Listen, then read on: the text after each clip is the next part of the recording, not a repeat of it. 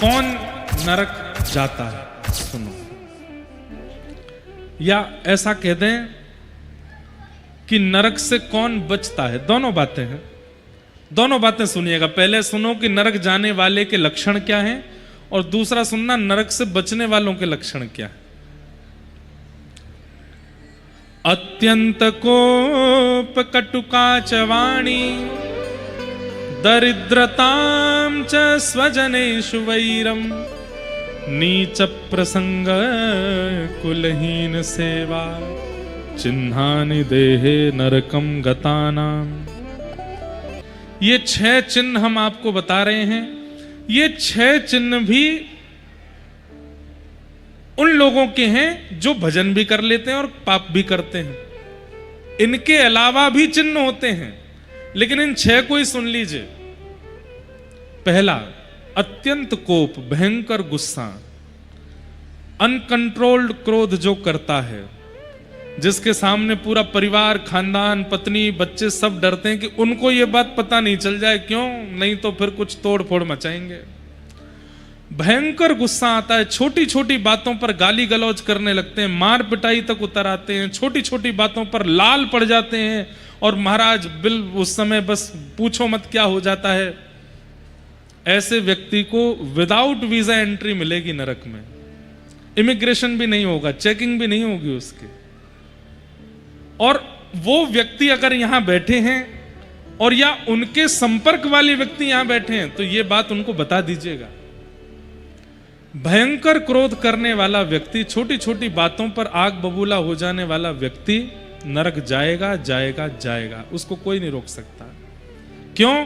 क्योंकि उसको तो क्रोध आता है, लेकिन वो कितनों के हृदय को विचलित कर देता है, कितनों के हृदय को ठेस पहुंचाता है। उन सब का अपराध उसको लगेगा, उसको नरक जाना पड़ेगा। अत्यंत कोप, भयंकर गुस्सा। क्रोध करने वाला व्यक्ति नरक नहीं जाएगा, भयंकर क्रोध करने वाला जाएगा। इसलिए कहीं बच्चे कल ही मां से कहने लगे, देखो मार रही हो आप, कल महाराज जी ने कहा था क्रोध करने वाले नरक जाते हैं। कहीं कहीं क्रोध आवश्यक है, जैसे मां का पुत्र पर, पिता का संतान पर, घर के मुखिया का घर के जनों पर। उनको संभालने समझाने के लिए बोला जाए, थोड़ी बात संकेत में कह दी जाए, इतना क्रोध चलता है। पर क्रोध में कुछ भी कर देते हैं, सिरफिरे हो जाते हैं। ऐसे लोग नरक जाएंगे ही जाएंगे। अत्यंत कोप। दूसरा, कटुकाच वाणी।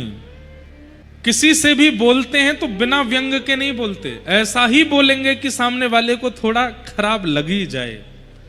कई लोग ऐसे होते हैं, हम जो होते हैं मुंह पे बोल देते हैं, हम नहीं मन में नहीं रखते बातों को। ऐसे लोग नरक जाते हैं, जो होता है मुंह पे बोल देते हैं। हमारे शास्त्र आज्ञा करते हैं सत्यम ब्रूयात, सत्य बोलो, लेकिन कैसा सत्य बोलो? बोले प्रियम ब्रूयात, प्रिय सत्य बोलो। जो सामने वाले को कष्ट दे ऐसा प्रिय, ऐसा नहीं बोलना चाहिए। कड़वी वाणी बोलकर के जो दूसरों के हृदय को दुखी कर देते हैं, उन्हें भी नरक जाना पड़ता है। आपको पता है कि वास्तविकता क्या है, फिर भी आप उससे ना बोलो। कटुकाच वाणी। तीसरा, दरिद्रतांच। मेहनत करने पर जो मिलता है उसमें संतुष्ट नहीं होते, सदैव असंतुष्टि बनी ही रहती है।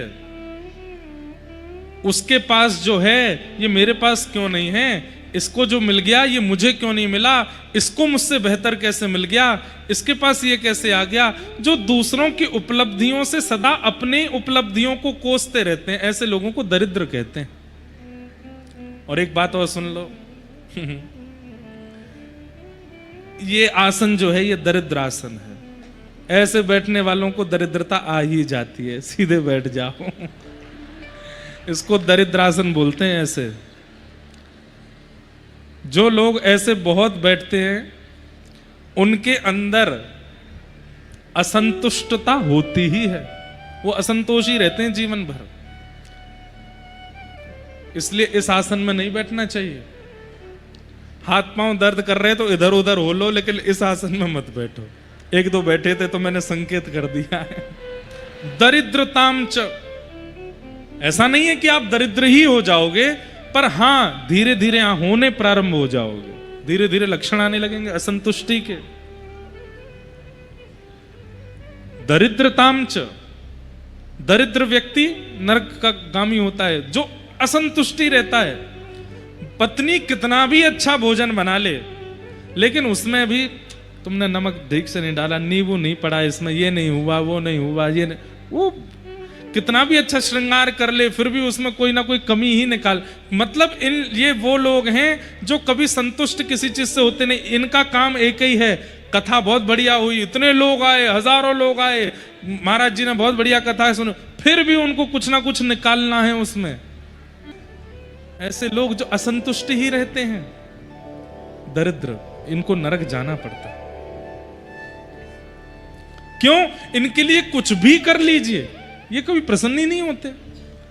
तो कौन कौन से चिन्ह हैं नरक जाने वालों के? अत्यंत कोप, कटुकाच वाणी, दरिद्रताम च, और चौथा आया स्वजनेषु वैरम, जो अपनों से बैर मानते हैं और परायों को ज्यादा अपना सगा मानते हैं, बाहर वालों को ज्यादा अपना हितैषी समझते हैं और अपनों को अपना शत्रु समझते हैं। ऐसे लोगों को भी नरक जाना पड़ता है। और अपनों में भी विशेष रूप से मां और पिता को अपना शत्रु मानते हैं, और जो 4 दिन का मित्र बना हुआ है उसके लिए सबको छोड़ने को तैयार हो जाते हैं। स्वजनेषु वैरम। नीच प्रसंग, अगला लक्षण क्या है?